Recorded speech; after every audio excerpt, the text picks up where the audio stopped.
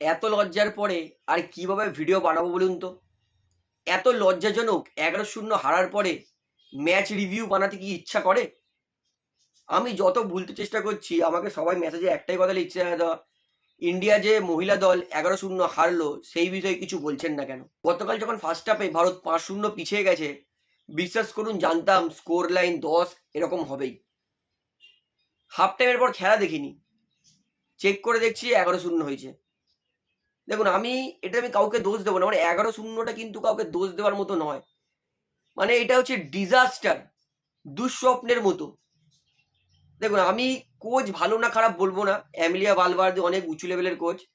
কিন্তু আমি এর আগেও বলেছিলাম, যখন ক্রিসপিন ছেত্রী যার কোচিংয়ে ভারত এত তাবড় তাবড় দলকে হারিয়ে এই এএফসি এশিয়ান কাপের ফাইনাল পর্বে পৌঁছেছে, সেই ক্রিসপিন ছেত্রীকে বার করে দিয়ে নতুন একটা হেড কোচ নিয়ে এলো অ্যামিলিয়া ভালভার্দে। আরও একবার বলছি যে তার কোচিং নিয়ে আমার কোনো সন্দেহ নেই, ভালো কোচ। কিন্তু একটা টুর্নামেন্টের জন্য যেখানে এত কঠিন কঠিন দল খেলবে, সেখানে একদম আপনি নতুন কোচ এনে দিয়েছেন। মানে যেই স্যার আপনাকে মানে বৃত্তি পরীক্ষায় পাস দেওয়ালো, কোয়ালিফাই করালো ফাইনাল এক্সামের জন্য, সেই স্যারকেই আপনি বাদ দিয়ে একটা নতুন স্যার রেখে দিয়েছেন। একটা নতুন কোচের একটা টেকনিক, তার গেম রিডিং, তার একটা দলকে চেনা, জানা যে এই দলের উইক পয়েন্ট কোনটা, কে এই জায়গাটা কভার করতে পারবে, এই দলটাকে কিরকম ছকে খেলালে দলটা আরো বেটার পারফরমেন্স করবে, এটা কিন্তু জানতো ক্রিসপিন ছেত্রী, যে এত ভালো ভালো দলকে হারিয়ে আমাদেরকে ফাইনাল রাউন্ডের জন্য কোয়ালিফাই করেছিল।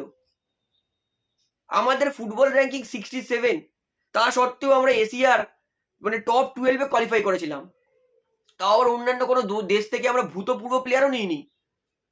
আমাদের পিওর আমাদের ভারতীয় প্লেয়ার, কোনো অরিজিন প্লেয়ার নেই আমাদের। সেই ক্রিসপিন ছেত্রীকে বার করার সময় আমি কিন্তু তখনও বলেছিলাম যে অ্যামিলিয়া ভালভার্দে নো ডাউট সে ভালো কোচ, কিন্তু যেই কোচ আমাদেরকে পৌঁছে দিয়েছে এত দূর, সেই কোচের সঙ্গে কিন্তু আমাদের স্টিক করা উচিত ছিল।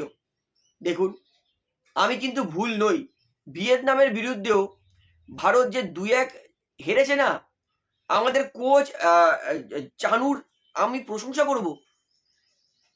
নয়তো কিন্তু ভিয়েতনামের বিরুদ্ধেও স্কোর ৪-১ ৫-১ হতো।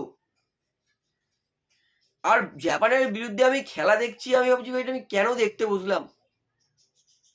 হাফ টাইমের পর খেলাই দেখিনি, এত হিউমিলেট হয়েছে। ১১-০টা হারাটা কেন ডিসক্রাইব করা যায় না এটাকে?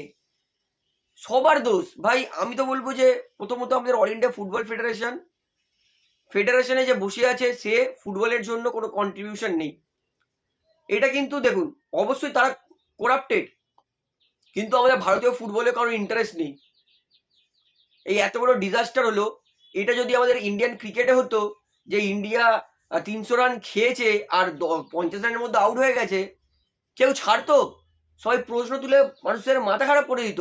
কিন্তু দেখুন ভারত এত বড় স্টেজে ইন্টারন্যাশনালি বেইজ্জত হয়েছে, ১১-০ হেরেছে, কিন্তু আমরা কারোর ভূক্ষেপ নেই। এটা কিন্তু দোষ যতটা ফেডারেশনে, তত কিন্তু মানুষের ইন্টারেস্টেরও।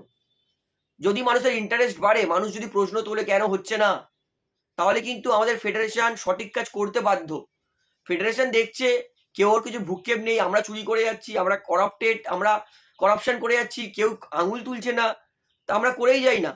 যতদিন মানুষ জানে না ততদিন তো ভালো সুন্দর করাপ্ট করতে পারবো আমরা। যদি ক্রিকেটে হতো, তাহলে এখন ট্রেন্ডিংয়ে ঝড় বয়ে যেত। আমাদের যে বিসিসিআই প্রেসিডেন্ট, তাকে সে সবাই তুলে আছাড় মারতো, কোচ ক্যাপ্টেনকে আছাড় মারতো। কিন্তু আমাদের ইন্ডিয়ান ফুটবলে হয়েছে কারোর ভূক্ষেপ নেই। দেখুন কথাগুলো গায়ে লাগলেও এটা কিন্তু সত্যি, আমি কথাগুলো গায়ে লাগার জন্যই বলছি। আমি জানি এখনো অনেক কেউ ভিডিওটা শেয়ার করে, কারণ ইন্টারেস্টই তো নেই, শেয়ার করবে বা কেন? এই জন্যই আমি ভিডিও বানাতে চাইছিলাম না, আমি ভুলতে চাইছিলাম কালকের এই হিউমিলেশনটা, আমাদের যে মানে থাপ্পড় মেরেছে অস্ট্রেলিয়াতে জাপানিজরা ১১-০ হারিয়ে, সেটা আমি ভুলতে চাইছিলাম।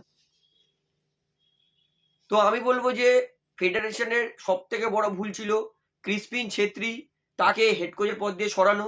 এত টাফ কম্পিটিশনের আগে নতুন কোচ, তার টেকনিক, তার স্ট্র্যাটেজি, তার গেম রিডিং, গেম প্ল্যান, মানে তার প্লেয়ারের পজিশনিং সব আলাদা, হয়তো অনেক বেটার, কিন্তু আমাদের ইন্ডিয়ান প্লেয়ারদের শ্যুট করেনি, আর শ্যুট করবেও না। ২-১ ম্যাচে নতুন কোচ কি এমন করে দেবে?